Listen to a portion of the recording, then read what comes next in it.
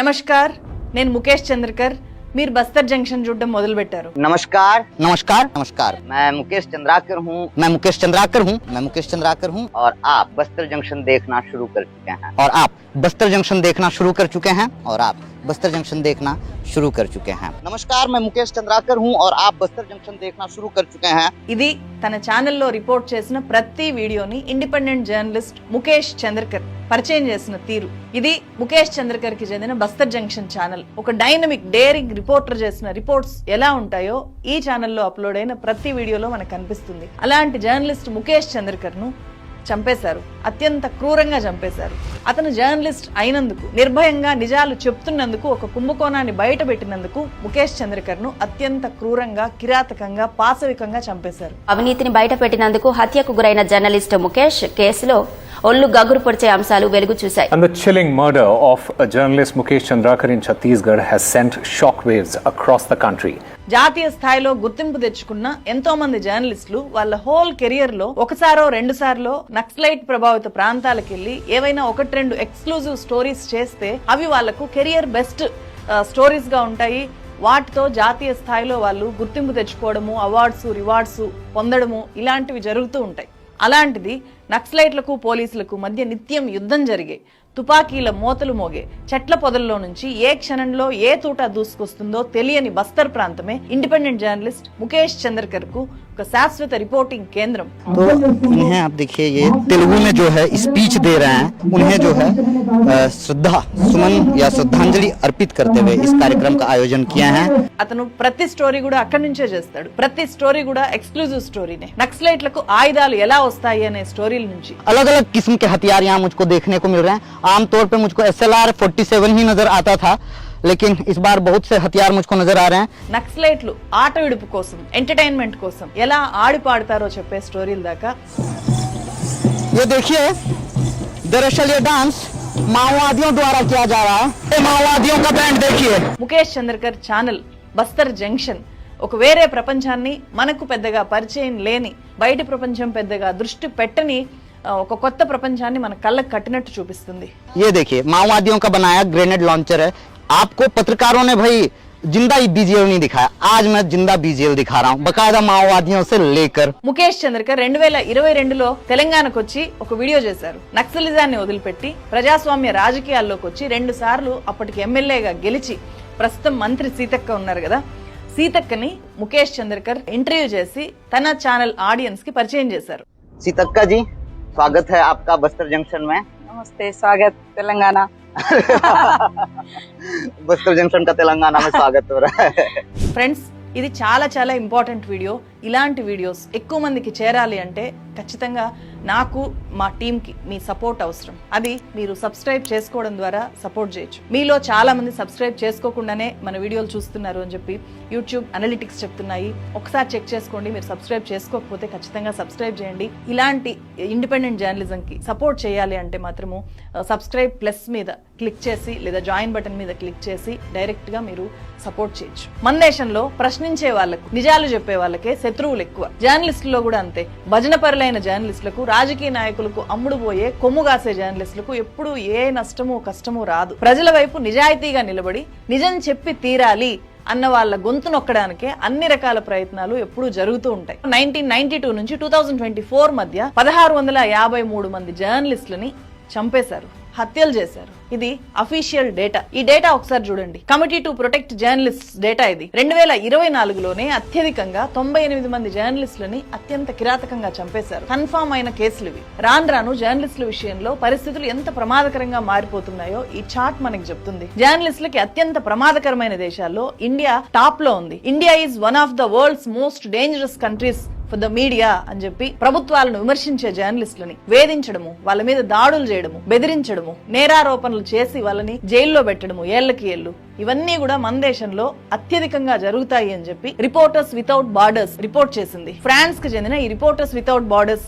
Report ప్రకారం freedom of press లో మొత్తం 180 దేశాల్లో మన దేశం స్థానం ఎంతో తెలుసా? 159. ఇలాంటి పరిస్థితుల్లో కూడా ప్రజలకు చాలా వాస్తవాలు తెలుస్తున్నాయి అంటే అది నిజం పట్ల నిబద్ధత ఉన్న కమిటెడ్ జర్నలిస్టులు, ప్రాణాలకు తెగించి పనిచేస్తున్నారు కాబట్టే తెలుస్తున్నాయి. అలాంటి కమిట్మెంట్ తెగింపు ఉన్న ఒక యువ ఇండిపెండెంట్ జర్నలిస్టు ఛత్తీస్గఢ్ లో ఉండే బస్తర్ కి చెందిన ఈ ముఖేష్ చంద్రకర్. అయితే జర్నలిజం వృత్తి అంటేనే భయపడి పారిపోయేంత కిరాతకంగా ఇప్పుడు అతన్ని చంపేశారు. అతని గుండెను బయటికి తీసి లివర్ ని 4 ముక్కలు చేసి అత్యంత కిరాతకంగా చంపేశారు. ఒక జర్నలిస్ట్ గా సమాజానికి మేలు చేయాలి అనే తపన బాగా ఉన్నవాడు. ప్రభుత్వంలో జరిగే అవినీతి కుంభకోణాలను బయటపెట్టడానికి పెద్ద పెద్ద మెయిన్ స్ట్రీమ్ మీడియాలే చేయలేని సాహసాల్ని అతను ఒక ఇండిపెండెంట్ జర్నలిస్ట్ గా, ఒక చిన్న ఛానల్ నడిపే జర్నలిస్ట్ గా చేశాడు. ఈ క్రమంలోనే ఒక రోడ్ కాంట్రాక్టర్ ఏ స్థాయిలో అవినీతికి పాల్పడ్డాడో కళ్ళకు కట్టినట్టు ముఖేష్ చంద్రకర్ తన ఛానల్లో తను చేసిన వీడియోల ద్వారా బయట ప్రపంచానికి తెలిసేలాగా చేశాడు.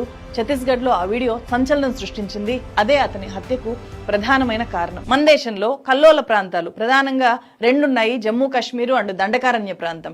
ఒకటి ఉగ్రవాద ప్రభావిత ప్రాంతం అయితే 2 నక్సలైట్ ప్రభావిత ప్రాంతం. అయితే జమ్మూ కాశ్మీర్ లో మనకు ఎక్కువ మంది జర్నలిస్టులు వర్క్ చేస్తూ కనిపిస్తారు. ఒక్క జమ్మూ కాశ్మీర్ లోనే వందల వెబ్సైట్లు, పత్రికలు, ఇండిపెండెంట్ జర్నలిస్టులు, భారీగా మీడియా అక్కడ పనిచేస్తూ ఉంటుంది. అందుకే జమ్మూ కాశ్మీర్ లో ఏ మూలన ఏం జరిగినా మొత్తం దేశానికి, ప్రపంచానికి తెలిసిపోతూ ఉంటుంది. కానీ నక్సలైట్ ప్రభావిత ప్రాంతాల్లో జర్నలిస్టులు లేకపోతే మీడియా ఆ స్థాయిలో లేదు. చాలా తక్కువ మీడియా ప్రతినిధులు. పెద్ద పెద్ద ఆర్గనైజేషన్స్ కి కూడా మొత్తం ఒడిశా ఛత్తీస్గఢ్ బార్డర్ లో దండకారణ్యం, డీప్ దండకారణ్యం ఏరియాలో గిరిజన తండాల్లో ఏదైనా జరిగితే రోజుల కొద్దీ ఎవరు పట్టించుకోని పరిస్థితి, ఎవరికి తెలియని పరిస్థితి. నక్సలైట్లు పోలీసులకు మధ్య వార్ లైక్ కండిషన్ ఉన్న ప్రాంతాల్లో, గిరిజన ప్రాంతాల్లో జర్నలిస్టులు పెద్దగా ఎవరు కనిపించరు. ఆ ప్రాంతాల మీద, అక్కడున్న గిరిజనుల మీద ప్రత్యేక ప్రేమతోనే చాలా మంది జర్నలిస్టులు అక్కడికి వెళ్ళి రిపోర్టింగ్ చేసి వస్తూ ఉంటారు. అందుకే మనకు బస్తర్ ప్రాంత వార్తలు చాలా తక్కువగా కనిపిస్తుంటాయి మిగతా ప్రాంతాలతో పోల్చితే. बस्तर जंक्शन में मैं बस्तर की बात करता हूँ, बस्तर के ज्वलंत मुद्दों की बात करता हूँ. అలాంటి చోట బలహీనుల గొంతుగా గుర్తింపు తెచ్చుకున్న వ్యక్తి ఈ ముఖేష్ చంద్రకర్. इन सुलगते हुए सवालों का जवाब ना सरकार के पास है, ना ही आदिवासियों की लड़ाई के लिए उठाए गए बम बंदूक बारूद जिन्होंने उठाया है माओवाद संगठन, इसके पास भी इन सवालों का जवाब फिलहाल नहीं है. ముఖేష్ చంద్రకర్ తన జర్నలిస్ట్ కెరియర్ ని ఒక స్టింగర్ గా గ్రామీణ ప్రాంతంలో పనిచేసే ఒక విలేకరిలాగా ఆయన స్టార్ట్ చేశారు. 10 ఏళ్లలో ప్రముఖ యూట్యూబర్ గా ఆయన ఎదిగారు. माओवाद के खात्मे के लिए करोड़ों रुपए फूके जा रहे हैं, अरबों रुपये के गोला बारूद खरीदे जा रहे हैं, जिससे केवल नक्सलवाद ही खत्म नहीं हो रहा बल्कि कई आदिवासी जिंदगियां भी खत्म हो रही हैं. निश्चित तौर पर इस सड़क को नक्सल मार्ग कहना अतिशयोक्ति नहीं होगा. ఎన్డీటీవీ న్యూస్ 18 లాంటి ఛానల్స్ లో ఫ్రీలాన్స్ రిపోర్టింగ్ చేస్తూనే తనే సొంతంగా ఈ బస్తర్ జంక్షన్ ఛానల్ ని అతను నడిపేవాడు. ఈ యూట్యూబ్ ఛానల్ కి 1,80,000 మంది దాకా సబ్స్క్రైబర్స్ ఉన్నారు. నేను ఈ వీడియో చేసే టైం కి తెలుగు వస్తుందా? चलो నాకు కొంచెం కొంచెం తెలుగు వస్తుంది. मुझको थोड़ी थोड़ी तेलुगु आती है, टूटी फूटी तेलुगु में जो है इनसे बात कर लेते हैं. इन्हें हिंदी नहीं आती है, इनकी हिंदी टूटी फूटी है और मेरी तेलुगु टूटी फूटी है. तो चलिए तेलुगु में ही बात कर लेते हैं. मैं ट्रांसलेट करके समझा दूंगा दर्शकों को. ఎన్ని సంవత్సరాలు నువ్వు సంఘటనలో ఉన్నావు? 15 సంవత్సరాలు. ముఖేష్ ది బీజపూర్ లో ఉండే బసగూడ గ్రామం, అంటే నక్సల్ ఏరియా. చిన్నప్పుడే తండ్రి చనిపోయాడు, తల్లి అంగన్వాడీ కార్యకర్త. తల్లితో కలిసి కొంతకాలం అతను ప్రభుత్వ శరణార్థి శిబిరాల్లోనే గడిపాడు. 2011లో ముఖేష్ తల్లి క్యాన్సర్ తో చనిపోయారు. ఆ తర్వాత బతకడం కోసము కొన్నాళ్ళు స్థానికంగా లిక్కర్ అమ్మాడు. అతను బైక్ మెకానిక్ గా కూడా వర్క్ చేశాడు. కానీ సమస్యల మధ్య పెరిగాడు కదా, అక్కడున్న సమస్యల గురించి అందరికీ చెప్పాలి అనే ఆశయంతో అతను జర్నలిస్ట్ గా మారాడు. बस्तर में चल रहे हिंसा प्रतिहिंसा में इन्हीं बच्चों की तरह कई बच्चों के सर से उनके पिता का साया उठ गया. कई जो महिलाएं हैं वो विधवा हो गईं. 2021లో బీజపూర్ లో భారీ ఎన్కౌంటర్ జరిగింది. ఆ తర్వాత మావోయిస్టులు CRPF cobra commander Rakesh Singh Manhas ను కిడ్నాప్ చేశారు. అప్పుడు ముఖేష్ చంద్రకర్ డైరెక్ట్ గా మావోయిస్టుల స్థావరాలకు వెళ్ళిపోయి ఈ సిఆర్పిఎఫ్ కమాండర్ ను తన బైక్ మీద కూర్చోబెట్టుకొని బయటికి తీసుకొని వచ్చాడు. సాధారణ కుర్రాడు పోలీసుల కమాండర్ ని ఎవరూ లేకుండా చాలా ధైర్యంగా నక్సలైట్ల స్థావరంలోకి వెళ్లి బైక్ మీద కూర్చోబెట్టుకొని తీసుకొని రావడము అనేది అప్పట్లో పెద్ద సంచలనం సృష్టించింది. అంటే అటు నక్సలైట్లతో ఇటు పోలీసులతో అతనికి అంత మంచి సంబంధాలు ఉన్నాయి అనేది మనం ఇక్కడ అర్థం చేసుకోవాలి. ఈ 2 గ్రూపుల మధ్య నలిగిపోతున్న ప్రజల కష్టాలను, ప్రభుత్వ వైఫల్యాలను అతను రిపోర్ట్ చేసేవాడు. తన వీడియోల్లో చాలా స్పష్టంగా మనకు అదే అర్థమవుతుంది. बोर चाहिए सर और घर में सोलर प्लेट भी आना है और स्कूल के लिए बिल्डिंग मांगे? वो तो अगले साल आएगा बोले है सर मैडम. अच्छा. అంతటి గొప్ప సాహసవంతుడైన ముఖేష్ చంద్రకర్ ను అత్యంత కిరాతకంగా హత్య చేయడానికి కారణము అతను బయటపెట్టిన ఒక అవినీతి కుంభకోణం. దాని గురించి చెప్పాలి అంటే ఛత్తీస్గఢ్ గురించి కొంచెం తెలుసుకోవాలి. 2000 సంవత్సరంలో మధ్యప్రదేశ్ నుంచి విడిపోయి ఛత్తీస్గఢ్ రాష్ట్రం ఏర్పడింది కదా. కొండలు గుట్టలతో ఇది దట్టమైన అడవులు ఉండే ప్రాంతం. ఈ అడవుల్లో ఖనిజ సంపద చాలా ఎక్కువగా ఉంటుంది. ఈ ఖనిజ సంపదకు మావోయిస్టులు తమను తాము కాపలాదారులుగా చెప్పుకుంటే మావోయిస్టుల ఏరువేతే లక్ష్యంగా పోలీసు బలగాలు అక్కడ పనిచేస్తూ ఉంటాయి. అడవులు గిరిజనులు ఎక్కువగా ఉన్న ఈ రాష్ట్రంలో పెద్ద ఎత్తున రోడ్లు వేయడానికి 2014 తర్వాత ఛత్తీస్గఢ్ రోడ్ డెవలప్మెంట్ కార్పొరేషన్ ఏర్పాటైంది. నేషనల్ హైవే నిర్మాణం కోసము ఈ రాష్ట్రానికి 9,070 కోట్ల రూపాయలు కేటాయించారు. 2024లో కేంద్ర ప్రభుత్వం మరో 11,000 కోట్ల రూపాయలని రోడ్ల నిర్మాణానికి ఛత్తీస్గఢ్ కు కేటాయించింది. 1,000 కోట్ల రూపాయల రోడ్డు కాంట్రాక్టుల్లో అదే స్థాయిలో అవినీతి కూడా జరుగుతోంది. వాటిని ముఖేష్ నిజాయితీగా ధైర్యంగా బయటపెడుతూ స్టోరీలు చేశాడు. అంతే నిజాయితీగా తన సొంత కజిన్ అక్రమాలను కూడా అతను బయట పెట్టాడు ఒక రోడ్ కాంట్రాక్ట్ విషయంలో. ఆ నిజాయితీనే అతని ప్రాణాలు పోవడానికి కారణం. తన కజిన్ అయిన సురేష్ చంద్రకర్ ఒక రోడ్ కాంట్రాక్టరు. అతను రోడ్ కాంట్రాక్ట్ దక్కించుకొని ఎలాంటి అవినీతికి పాల్పడ్డాడో చెప్తూ, ఎలాంటి నాసిరకమైన రోడ్డు అతను వేశాడో చెప్తూ అతను ఒక వీడియో చేశాడు. గంగలూరు నుంచి నెల్సనార్ అనే గ్రామానికి 120 కోట్లతో వేసిన రహదారి ఎంత నాసిరకంగా ఉందో అతను క్లియర్ కట్ గా చూపిస్తూ ఏ స్థాయిలో అవినీతి జరిగిందో కళ్ళకు కట్టినట్టు వివరిస్తూ ముఖేష్ చేసిన ఒక వీడియో డిసెంబర్ 25వ తేదీన ఎన్డీటీవీలో టెలికాస్ట్ అయింది. गंगालूर से मिर्तूर जाने वाली सड़क पर हिरोली के पास while assisting NDTV's Nilesh Tripathi in a story about a road riddled with 35 potholes in 1 kilometer, Mukesh was behind the camera. ఆ వీడియో పెద్ద సంచలనం సృష్టించింది. నిజానికి ఇక్కడ ముఖేష్ తలుచుకొని ఉండుంటే, అతని కజన్ బ్రదరే కదా కాంట్రాక్టరు, అవినీతిలో తను కూడా చేతులు కలిపేసి ఉండొచ్చు. తనకు కూడా లక్షల రూపాయలు లేకపోతే కోట్లో వచ్చుండేవి. కానీ నిజమైన జర్నలిస్ట్ డబ్బులకు లొంగడు. ప్రజాధనం దుర్వినియోగం అవుతూ ఉంటే చూస్తూ ఊరుకోడు. అందుకే ప్రపంచానికి ఈ విషయం తెలియాలి అని చెప్పి ముఖేష్ చంద్రకర్ గట్టిగా అనుకున్నాడు. వాటినంతా కూడా బయట పెట్టాడు. जिस जगह मैं हूँ, इस गांव के ग्रामीणों ने सिस्टम से काफी गुहार लगाया, फरियाद लगाई, मगर सिस्टम में बैठे हुए जिम्मेदार लोग पूरी बेशर्मी के साथ इनकी एक भी नहीं सुने. దీన్ని రోడ్డు అని కూడా అనలేము. బురదతో గతుకులతో నిండిపోయింది. రోడ్డు వేయకుండానే వేసినట్లు చూపించి 120 కోట్లు ఎలా మింగేశారు అని చెప్పి అతను క్వశ్చన్ చేశాడు. అధికార బీజేపీ, ఇప్పుడు ఛత్తీస్గఢ్ ని పాలిస్తున్నది బీజేపీ, మొత్తం రహదారుల కాంట్రాక్టులన్నింటినీ అంటే కాంగ్రెస్ పాలనలో దక్కించుకున్న కాంట్రాక్టుల విషయంలో జరిగిన అవినీతిని అతను బయటపెట్టాడు. కాంగ్రెస్ ప్రభుత్వం ఉన్నప్పుడు జరిగిన అవినీతి మీదంతా కూడా ఇప్పుడు విచారణకు ఆదేశించింది అక్కడున్న బీజేపీ గవర్నమెంట్. ఇక్కడ గుర్తుపెట్టుకోవాల్సింది ఏంటంటే ముఖేష్ బ్రదర్ కాంట్రాక్ట్ దక్కించుకుంది కాంగ్రెస్ ప్రభుత్వ హయాంలోనే అని చెప్పి. కాంగ్రెస్ ప్రభుత్వం కేటాయించిన రోడ్ కాంట్రాక్టుల్లో జరిగిన అవినీతి మీద 6 నెలల క్రితం ఛత్తీస్గఢ్ లో అధికారంలోకి వచ్చిన బీజేపీ ప్రభుత్వం విచారణకు ఆదేశించింది. అందుకు ముఖేష్ వీడియో ప్రధాన కారణమైంది. एक सड़क जिसका विषय आया था तो 25 दिसंबर को ही जब वो एनडीटीवी ने दिखाया तो 25 दिसंबर को ही जांच का आदेश हो गया था. अब उस अकेली सड़क को नहीं, उसके द्वारा जो कांग्रेस के नेता और ठेकेदार सुरेश चंद्राकर हैं उसके द्वारा बनाए गए सभी सड़कों की जांच करेंगे, ऐसा पीडब्ल्यूडी मिनिस्टर जी से हुई है. పోలీసుల కథనం ప్రకారం ముఖేష్ చంద్రకర్ జనవరి 1వ తేదీ నుంచి కనబడకుండా పోయాడు. ఏదైనా వార్త కవరేజ్ కోసం వెళ్లాడేమో అని చెప్పి కుటుంబ సభ్యులు అనుకున్నారు. రాత్రైనా సరే అతను ఇంటికి రాకపోయేసరికి ఫోన్ చేశారు. ఫోన్ స్విచ్ ఆఫ్ వచ్చింది. ముఖేష్ పెద్దన్న యుకేష్ చంద్రకర్ కూడా ఒక జర్నలిస్టే. సో తమ్ముడి ఫోన్ స్విచ్ ఆఫ్ రావడంతో అతనికి అనుమానం వచ్చింది. జనవరి 2వ తేదీన బీజపూర్ పోలీస్ స్టేషన్కి వెళ్ళి అతను కంప్లైంట్ చేశాడు.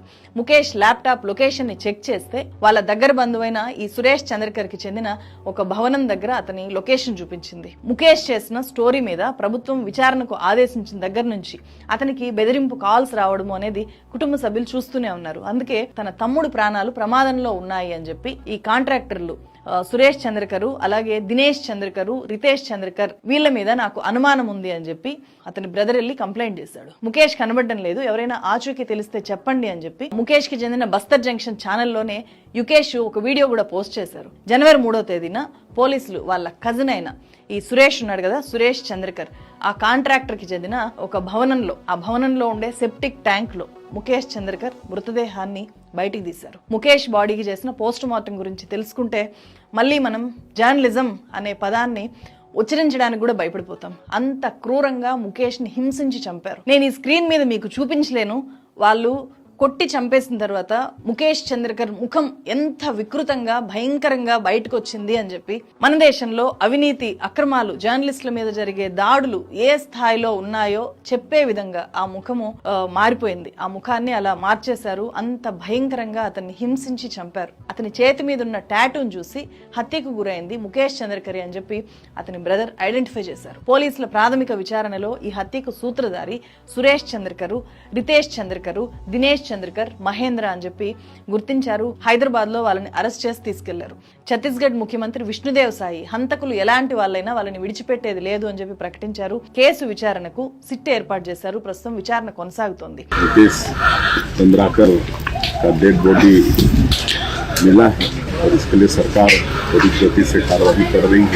ఇక్కడే ప్రధాన నిందితుడైన ఈ సురేష్ చంద్రకర్ ఏ స్థాయి నుంచి ఎలా ఎదిగాడో కూడా ఖచ్చితంగా మనం తెలుసుకోవాలి. అప్పుడే రాజకీయ అవినీతి ఏ స్థాయిలో ఉంటుందో మనకు అర్థమవుతుంది. సురేష్ 2008లో పోలీస్ డిపార్ట్మెంట్ లో నెలకి 1500 రూపాయలు జీతం తీసుకునే ఒక వంటవాళ్లాగా పనిలో చేరాడు.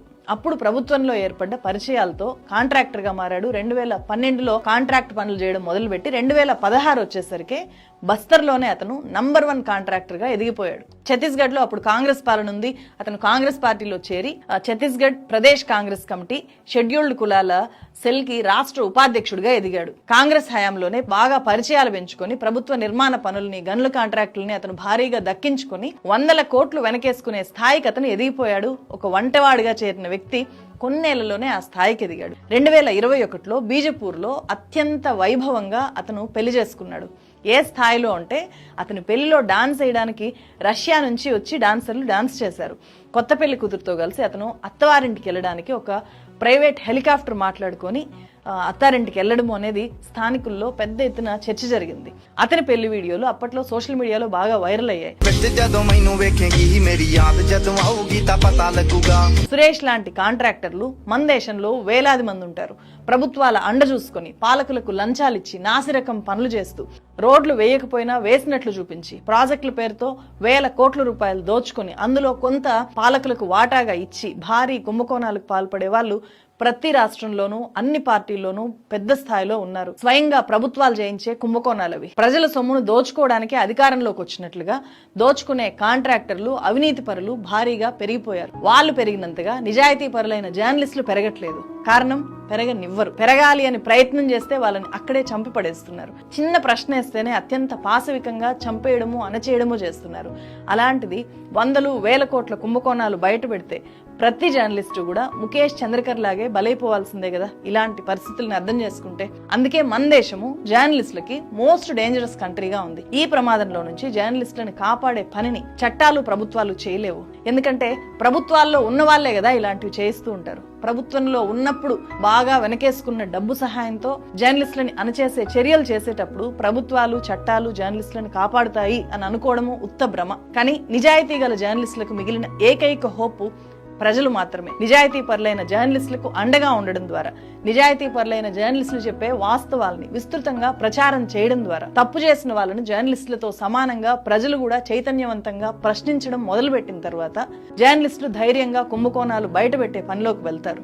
లేదంటే మన దేశంలో అధికార పార్టీ వచ్చినా అదే దోపిడీ, ప్రతిపక్ష పార్టీ తిరిగి అధికార పార్టీ అయి అధికారంలోకి వచ్చినా కూడా దోపిడీ మాత్రం అలాగే కొనసాగుతూ ఉంటుంది. బలైపోయేది గొంతు రైజ్ చేసే వాళ్ళు ఎవరైతే ఉంటారో వాళ్ళు ఈ ముఖేష్ చంద్రకర్ లాగా బలైపోతూ ఉంటారు. ప్రజల తరఫున నిలబడి ప్రశ్నించడానికి ముఖేష్ చంద్రకర్లు ఊరికే తయారవరు, ప్రజలే తయారు చేసుకోవాలి. సో నేనేం చెప్పానో మీకు పూర్తిగా అర్థమైంది అని అనుకుంటున్నాను. అర్థమైతే మాత్రము ఖచ్చితంగా ఆలోచించండి. మరో వీడియోతో మళ్ళీ కలుస్తాను. మన ఛానల్ని సబ్స్క్రైబ్ చేయకపోతే మాత్రం ఖచ్చితంగా సబ్స్క్రైబ్ చేయండి. ఈ వీడియోని ఎక్కువ మందికి షేర్ చేయండి. Thank you so much.